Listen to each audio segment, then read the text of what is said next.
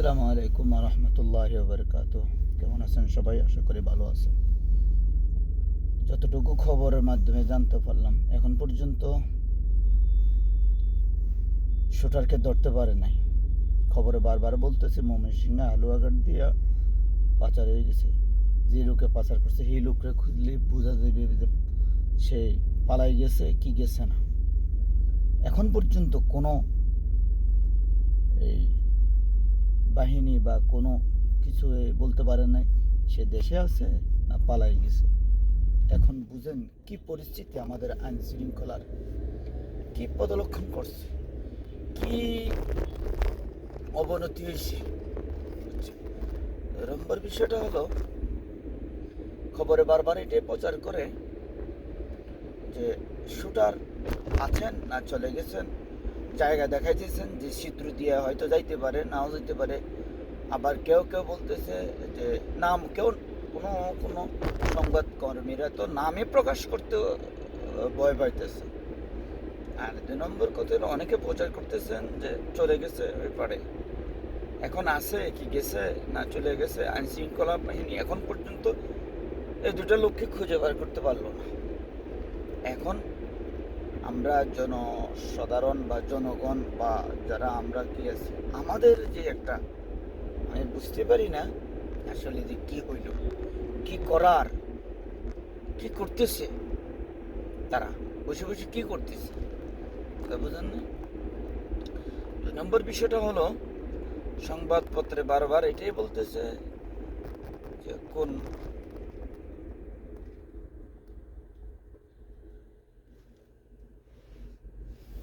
এক পান্ডায় হেরে দললে পারলে সব বাইরে যাব।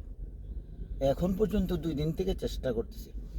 শুক্রবারে ২টায় হয়েছে, দেখলাম যমুনা টিভি সহ আর কয়েকটা সংবাদ মাধ্যমে বলতেছে রাত ২টায়, দিনে ২টায় হয়েছে, রাত্রে কোনো এক সময় এই গর্ত দেখায়, গর্ত দিয়ে পালাপাল হয়েছে।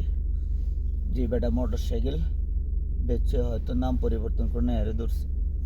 তো এটা একটা সতর্ক বার্তা, বুঝে শুনে নাম কি দিলে পরে পরিবর্তন করেন।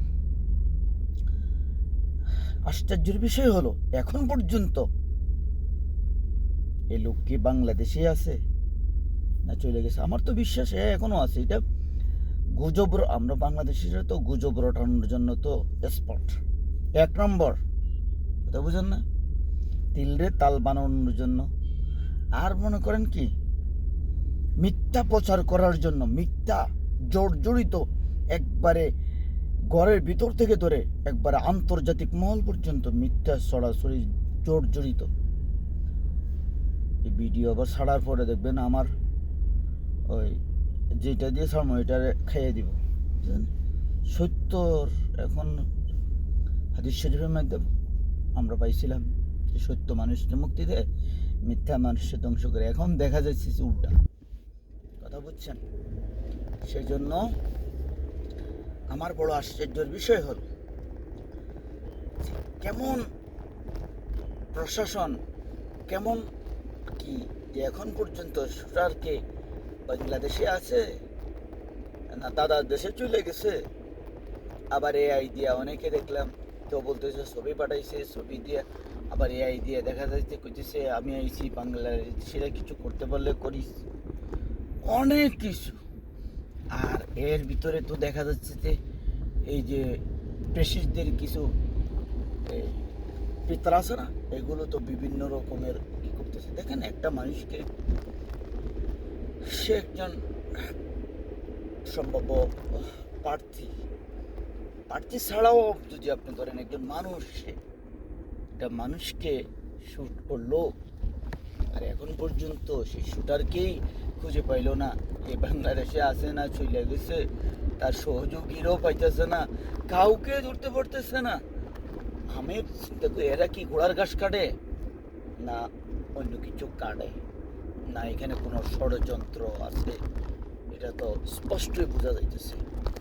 তো সবচেয়ে সবের আখের এটাই বলতে চাই, হাদি ভাই সিঙ্গাপুরে চিকিৎসাধীন আছে, রব যেন দারুস শেফা থেকে শেফায় আজেলা কামেলা দেন, সুস্থভাবে যেন আবার সোনার বাংলাদেশে ফিরে আসে। হ্যাঁ, আর অপেক্ষা করেন, এরকম অন্য হাদিরও শুট করবে, আর আপনারা কইবেন কই গেছে, পলাই গেছে, তো খিলখিলে আসবে। গতকালকে দেখি নির্বাচন কমিশনার খিলখিলে আসে, সেম সেম যেরকম কয়েক বছর আগে, বেশি দিন না, এই যে পৌরসভা নির্বাচনের সময় পীর সাহেবের উপর যে হামলা হয়েছে, কয় উনি তো মারা যান নাই, এরকম খিলখিলে এখন আসে। আচ্ছা যাক, সবচেয়ে বড় কথা হলো আমাদের ওসমান হাদি ভাই যেন সুস্থভাবে ফিরে আসে, সেই দোয়াই কামনা করি, সেই দোয়াই আল্লাহ তাআলার কাছে করি। রব যদি চান তবে ইনশাআল্লাহ ফিরে আসবেন। ভালো থাকবেন, সুস্থ থাকবেন। আল্লাহ হাফেজ। সালাম।